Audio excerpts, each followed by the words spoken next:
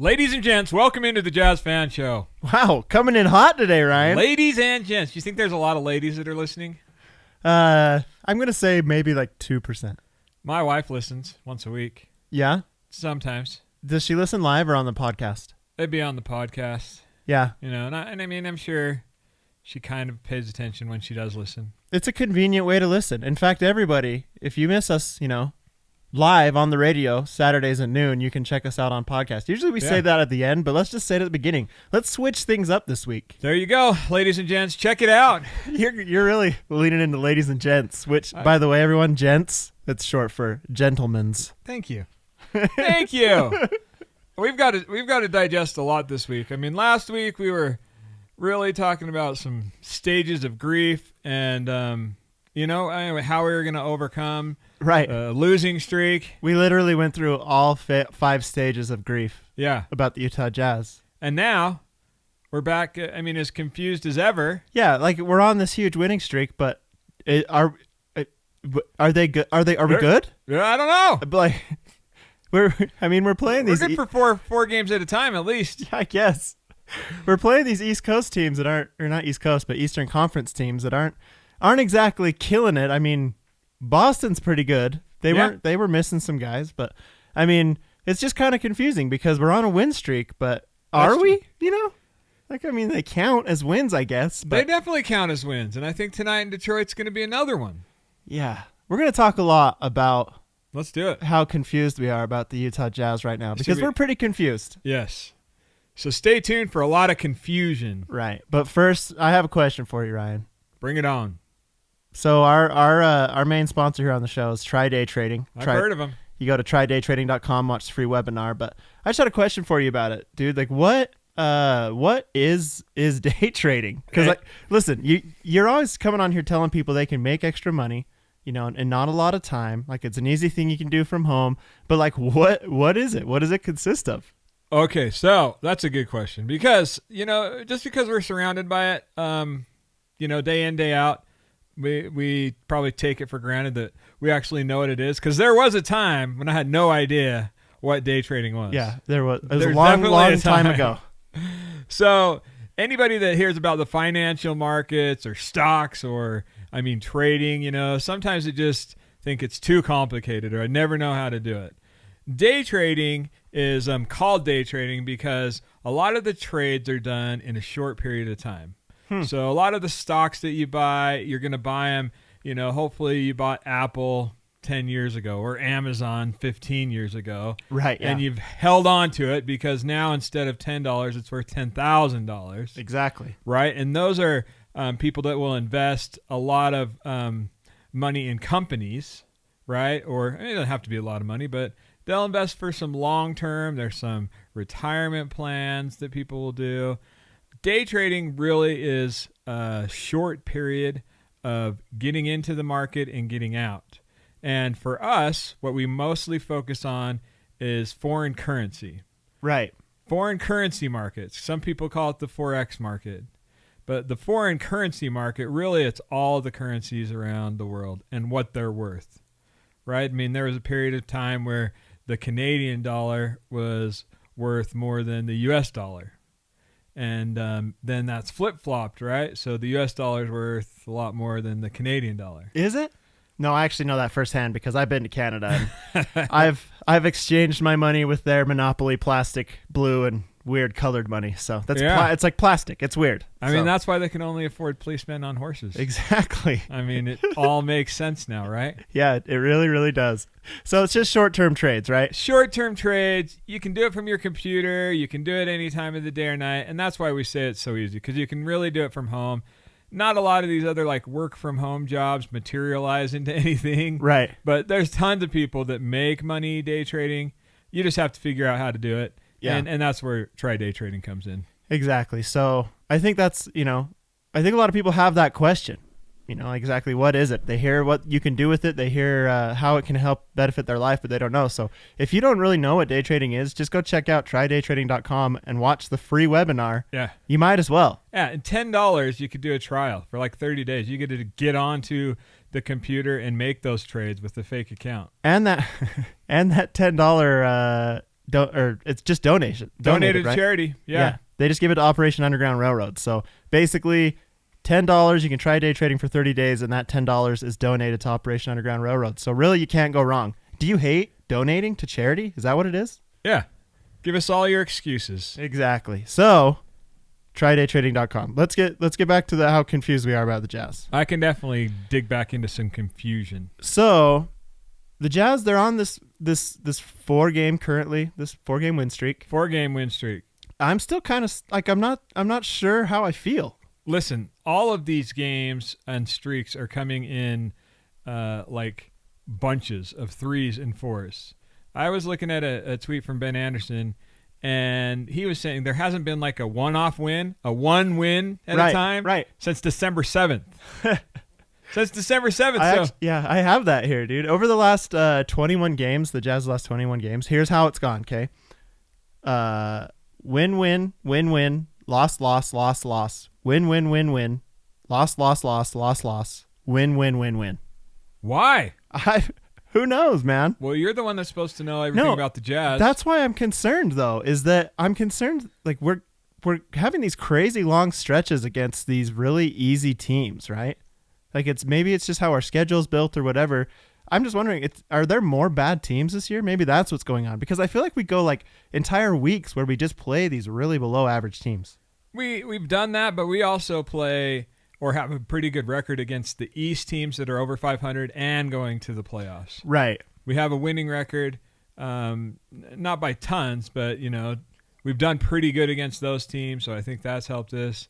And I don't know, it does seem like they're bunched together a little bit. Yeah. Some of those. But I was having a conversation with our good friend Bruce Pitcher. Yeah. He's prepping for a tattoo right now because he's not quite confident in 55 wins. Shaving those thighs, those inner thighs. Yeah. Up on the upper leg there. It's going to be tough. But big old John Elway, number 7. We were talking before the Boston game. Because we were having the same conversation. We've done pretty good against these, sub 500 teams for the most part. There's been some exceptions, and then we struggled against some good teams. And so this road trip, we knew, we got to go to Cleveland, but we also knew that we were going to end up at Boston before we were going to come home. Yeah. Right? And so we were saying, I think that game's going to tell us a lot, whether we've turned the corner or not. What do you think? Have we turned the corner? Yeah. That's my question for you, dude. Like, I don't know. I can't, because the Celtics, that was a good win. It's a great win. Going to Boston, that's always a good win. But they didn't have Hayward, who I honestly don't really follow the Celtics. Believe it or not, I'm not like a huge Boston Celtics fan. So, weird. Yeah. Just not my favorite thing. So, hey, but Daddy's always happy. Yeah, exactly. I just don't know how big of a part of their team he is right now. Basically, I get all my Celtics news from Bill Simmons' podcast, Robin from Hayward? The Ringer, basically. Not from Robin Hayward? No, I don't. I don't follow her anymore. Okay. No, I cut ties with her. There is a new one on the way. Oh, so good. Big shout out, congratulations, Gordon. It's got another child coming, and it's a boy. Is it for sure? Yeah. Oh man, his luck is changing. That's good. You know what? That's good for him. I agree. Let's just establish this one more time, as we often need to do, because recently, he was in Utah recently, playing, and every time that ball touched his hands, the crowd booed every single time. Weird. Which, I guess I understand still, but let's move on, everyone. Yep, I'm done. Let's just enjoy our lives and not focus on that anymore, because, honestly, more than anything, it's kind of embarrassing for me. You know what I mean? Like, that's because you were burned last year. Yeah, it's true. But at least I was angry in a timely manner. Good job. At least I don't hold on to my grudges long term. I'm a short term anger kind of guy. You are. I didn't mean to sidetrack. Yeah, no worries. But I'm confused, so it's easy to get sidetracked. Exactly. No, I'm just saying, I don't know how much he plays a part in their team. Plus, they were missing Jaylen Brown, who is a big part of their team this year. Really big. And so I don't know who, were we playing the Celtics that were going to show us who we were, or were we playing the Celtics who we were going to roll over anyway? Yeah, it is tough to answer that question. So off the air, sometimes we could have conversations where that we don't get to have on the air. Right. Sometimes we talk outside of into these microphones. We try to limit it. Yeah, try to limit it in our interactions to very little. But I was having a conversation with Tony Parks, and I think he works for the Jazz. He does the contest in between. Yeah, you're friends with Tony Parks, man. We get it. All right. Yeah, it's a little name drop here. Dude, I was just hanging out with Tony, me and T-Dog. I am big time. So him and I, we're digging into the X's and O's. Not really. He was saying that he doesn't remember a time where a team, really that was struggling to find themselves at this point in the season was able to turn it around and do something special. Right. So, he wasn't just discounting that the Jazz could have a good season or come back and do okay. But coming into this year, I think, we all felt like the possibility of something special. And by special, I mean past the second round. We all felt like that was definitely a possibility. And then we go through these ups and downs, and sometimes I think we feel like it's not at all. But you know what? I thought that was interesting, just in a moment where no one else was listening. Now everybody gets to hear about it. Right. The the input that he had was he couldn't think of an example, and he's probably right. We're 60 games into the season, a team that has had multiple 3 or 4 game losing streaks. Is it too late to turn it around? Are we okay to expect something? Or so it's funny that you say this, because last week during the show, the first part of our little therapy session there was we kind of went through how we're in denial. Yes. And one of those points that we made was, the Jazz are just just fixing it right at the right time. They're getting hot at the right time, which, by the way, like if the Jazz were a baseball team and they were getting hot right now, I'd be pumped, because that's perfect timing for baseball. Yeah. Like you just have to kind of win throughout the year, and then you get hot at the right time and you win the World Series. That's how it goes. So, I mean, that's part of our denial there is are the Jazz just getting it together at the right time so they can make that run and just win the finals? I don't know. Is there a way we could steal the Lakers' play calling? Is there a way that we could steal their play calling and maybe one or two of their players? Yeah. Still a championship like the Houston Astros. Go figure. From Houston. Yeah. Imagine that. Those teams down there, man. Imagine that. Can't stand anything that's coming out of Houston these days, Terrible. So maybe we are back just kidding ourselves that we're making this turnaround. However. Yeah. Go ahead. However, I'm going to say that, in this day and age, makes me sound older. When they get to the playoffs, it really does come down to these little matchups, and it comes down to the actual, really the game plan and how it's adjusted time to time. Because when you play, the same team 4 times in a row, 5 times in a row, there's a lot of things that can happen. Yeah. And I think that when you say getting hot at the right time, if we've got more things figured out by the time the playoffs roll around, but maybe our record still makes us 4th or 5th seed, there's still a chance. Yeah. I don't know, dude. I'm just so confused. I don't know who, from night to night, I'm not sure which Utah Jazz team is going to show up. But I guess looking at it, if the Jazz have won 4 in a row, there's a good chance they're about to lose 4 in a row, That's just kind of the pattern that's been going on lately. I'm just not sure. I also think maybe it's just relative, right? Like it seems to me like the Jazz have been losing to more bad teams than they have been beating good teams. Does that make sense? Sure. Kind of. Yeah. So like they've been losing to more teams that they shouldn't have than they have been beating teams that they shouldn't have. Sorry. That I just made it more confusing the second time I said it. But I think that might just be relative, because really when you look at it, the Jazz overall, like in the whole NBA, the Jazz have the 8th best record. So there's only 7 teams that are better than the Jazz. Yeah. And as of today, they're 4th place in the West. Yeah. So half game ahead of Houston. And then really we're only a couple games behind the Nuggets, who pulled off a close one the other night, which Yeah. was hoping they would drop. Yeah. So there's still room for movement. There's not tons of room for error because we're coming down the stretch, but I'm really thinking the last 5 games where we have 2 of them against Denver Yeah. could ultimately decide our fate. Well, that number 3 team also right now, currently the Los Angeles Clippers, just made a pretty big pickup.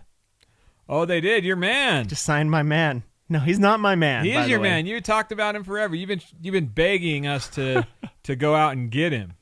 I've been a little concerned about the Jazz backup center position. That's definitely the truth, and I thought that maybe that some Joakim Noah could help us out, but he's heading to L.A. of course. Yeah. L.A. Clippers just signing him up. Well, now that poster above your bed's going to come back into play. You can see it in real life. Can I just say I'm not honestly I really don't love the guy. I just thought he'd be a decent pickup for a cheap price for us. Have you ever seen him shoot a free throw, man? Or a shot in general? Yeah. The chest push shot, the two-handed pass shot. Right, he had a couple years. His defense just went crazy. Yeah. And then he just fell off the map. Yeah. Fell off the map. Right. So I don't even know what they're doing there in Los Angeles, but yeah. They're probably just positioning themselves to play small ball more, just like the entire league for some reason, because our best player is our big man down below the hoop, and so the whole league decides to just make this movement away from that, It's pretty all going small ball. It's pretty awesome for us here in Utah, but no, honestly, the Jazz are in a pretty good spot. I think that they're doing pretty well. I just am still a little skeptical, not going to lie. I think a big part of that, though, and maybe the biggest part of the Jazz's success as of late, is a man by the name of Mike Conley. Mike Conley Jr. Sorry, Jr. Just so you're not confused. I'm not confused. I'm not talking about the long jump. And if you were not listening to some of the post game after the Boston win, right? Right. I mean, Minivan just flat out came and said, "No more Mike Conley slander." That came straight from Minivan. Yeah. Our guy. So Mr. Niang. A great interview, by the way. I did listen to that. Yeah. It was awesome. He really was a great interview. Always is, always. Didn't you say he was going to come on our show at one point?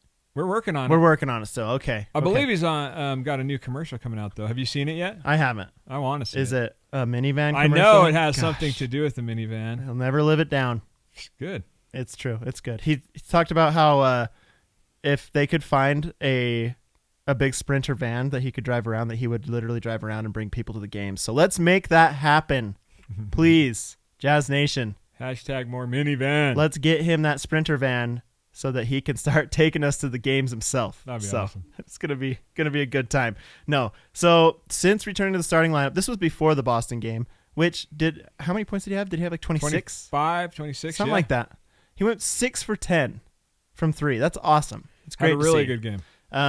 But before the Boston game, he had gone for 17.3 points per game, shooting almost 50%, 45% from 3, and 80% from the line, playing 31 minutes a game since coming back into the starting lineup. So he's been playing great. Yeah, and the Boston game, from everything that I was able to see and even read about and hear about, was his best game of the season so far. Yeah.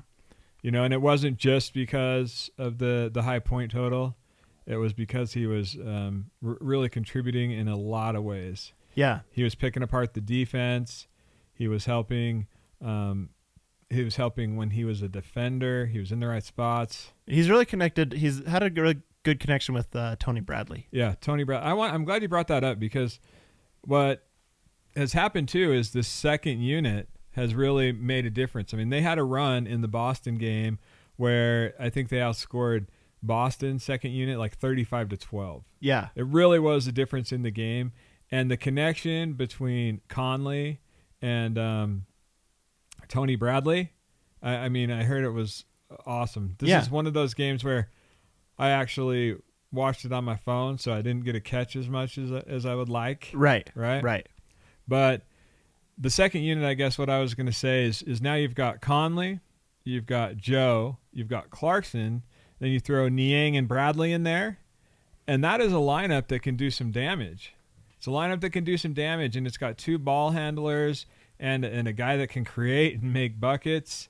And I mean, even Clarkson was dishing out to the open guy in the 3 a couple times. Yeah. You saw it happen? It happened. That's a rare thing to see, man. It was real. He's not necessarily a pass first guy. No, but that's why we love him. It's true. That is why we love him. But let me just say, there are times when I seriously am like, oh my gosh. Like, he'll just be battling for like 20 of the 24 seconds just trying to get to the hoop or something, and he has teammates just wide open, and he'll make eye contact with them and just immediately break going back to the hoop trying to get there. And it's, I don't know, it's very obvious sometimes. He's obviously making it work. I mean, he's been killing it, and we love him here. I'm just saying, I mean, we had a couple guys last year that would fire away when they weren't making it. and Clarkson's at least coming in and putting some points on the board. Exactly. But that second unit could be awesome. Then we got Joe Ingles coming off the bench, right? And that's a big adjustment, a lot of concern, because when that was going on the first of the year, it wasn't pretty. Yeah. And I know from a scoring standpoint, he hasn't shot lights out, and probably hasn't even taken as many shots as coach would like him to. Yeah. But I do know he's been contributing in a lot of other ways. I mean, he had I think his lines for the Boston game was 6 assists, 7 rebounds, 3 steals, 9 points. And that's killer contribution. And so between Conley and Joe, that second unit, well, and Conley's obviously part of the first unit, but right. Joe Ingles, Mike Conley playing together had double-digit assists between both of them. Yeah, I had heard that Joe and Mike on the floor does well together, and Mike and Donovan on the floor does well, and that Joe and Donovan does well, but when all 3 of them are on the floor, it doesn't go very well. That's what I've heard David Locke say. Oh, okay. He's got to use his full name. David Locke. Mr. David Locke. Mr. David Locke. So, no, in those post-game remarks, Quin Snyder had some things to say as well. But basically, when they asked him about Mike Conley, he just said, I think it comes down to his playing time. He's finally getting the playing time that he needs to kind of thrive and to get his rhythm and to get kind of comfortable again. But that's what he attributed that to mostly, is that success. It's just that playing time. Playing time, and he said in that same interview, he said that, everybody takes a different, I don't know if it's length of time or process. Everybody's different as far as how they adjust to a new situation. And I think he feels like Mike's going to continue to adjust and adapt, and it's going to be okay. Sounds like from his post-game comments, he feels that way. Yeah. And then, in true Quin fashion, brings it back to the defense. Yeah, totally. Brings it back to the defense. And you know what? If this team buys into that and stays connected on that, we'll be just fine. And some of these, 4-game win streaks are going to run a little longer. And then, when we do lose, we'll be able to stop that before it turns into a streak, these last 20 games. Let's hope, at least. I think that 3-point shooting, though, I said he went 6 for 10 against Boston, but I think that 3-point shooting is kind of key to his success. If he's got it going from 3, he's going to have a good game. And it also almost seems like that statistic is kind of like a key statistic for the Jazz, Mike Conley's 3-point shooting. Because when he does well, when he has that going, it seems like the Jazz win those games. Yeah. I have this theory that there's one player usually on a team where if they play well, the team will win, and if they don't play well, the team will lose. It might even I might have refined it down to a statistic, not an entire player. So Mike Conley 3-point shooting might be my statistic of the year or something. So we have to be he has to shoot over 50%, or he has to make a certain amount. Yeah, we'll see. I'm still working out the algorithm in the data lab, man. Well, get back down there. Still getting it figured out. But let me ask you: have we been too critical of Mike Conley? You and I. We said some things last week that you know what I mean. We were going through some stuff. We were. That's what we do as fans. We say how we feel when we feel it, and maybe some of our criticism, like a lot of the others, was not fair. But also looking back on it, I think we've said, from the beginning that it was going to take some time. We didn't know if it would work. And honestly, when you're paying, your team's paying $32 million or right. $33 million, it's okay to be critical, right? I think so. I hope so. We never got up. We were never going to give up on him, and we were never rooting against him. Right. Right. I think actually, we were pretty decent that way. Mike, forgive us. Mountain Mike.